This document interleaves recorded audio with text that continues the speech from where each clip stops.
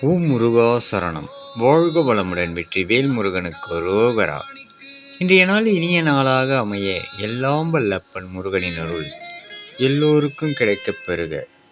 நாம் வாழும் வாழ்க்கையில் நாம் வெற்றி பெற்று விட்டால் கொண்டாடுவார்கள். இறைவன் துணை இருக்கின்றான், அதிர்ஷ்டம் அவனுக்கு துணையாக இருக்கின்றது என்றெல்லாம் சொல்லி கொண்டாடுவார்கள்.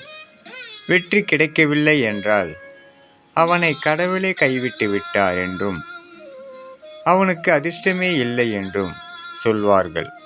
இவை இரண்டுமே பொய்யான ஒன்று. ஜெயித்தாலும் தோற்றாலும் ஒரே வார்த்தை சொல்ல வேண்டும்.